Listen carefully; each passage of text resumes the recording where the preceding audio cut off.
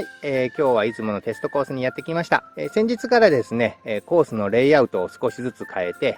消防ホースを使ってですね、コースの区切りをちょっといろいろやってみました。で、このホースの区切り結構重たいんですけど、なんとなく形になったんで、ちょっと走らせてみたいなと思います。ちょっと天気はですね、こんな感じで、あまり良くありませんけど、ラジコン走らすにはちょうどいいと思うので、これで走ってみようと思います。で、今日コースの方に持ってきてるのがこの2台ですね。1台はオンロード、もう1台はバギーですね。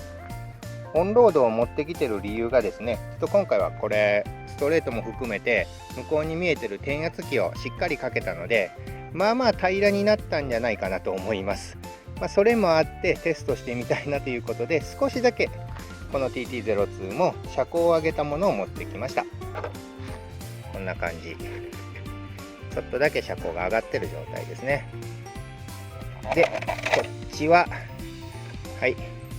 エクスレイの XB2 ですね。これハイエンドバギーなので、こういったコースは全く問題はないと思います。こっちの TT02 は、上チャレ用のタイヤを履いてるんですけど、正直グリップするかはちょっとわかんないんですけど、これから走らせてみようと思います。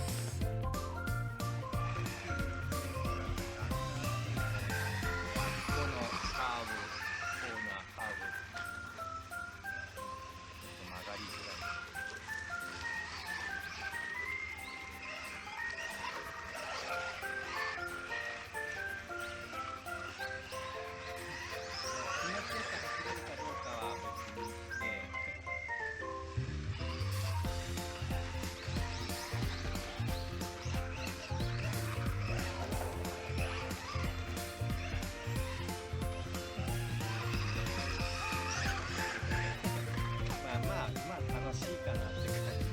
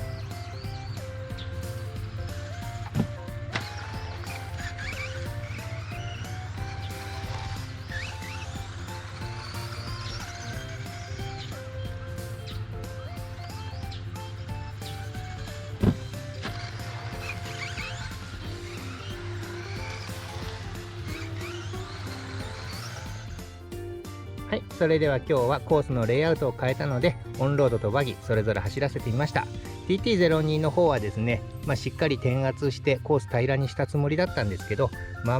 というかよく跳ねてました。それはそれで面白かったんでよしとします。で、バギーの方は、エクスレイの XB2、ハイエンドということもあって、このコースぐらいではですね、何の苦もなく走れました。あとは操縦者がしっかり上手くなるだけだと思います。両方ともこのコースで、走らせてみてとても楽しくは走れたので、今後もこのコースを使って、ラジコンのこといろんなチャレンジをしていこうと思いますので、よければいいねボタン、チャンネル登録もよろしくお願いします。それでは最後までご視聴いただきありがとうございました。失礼します。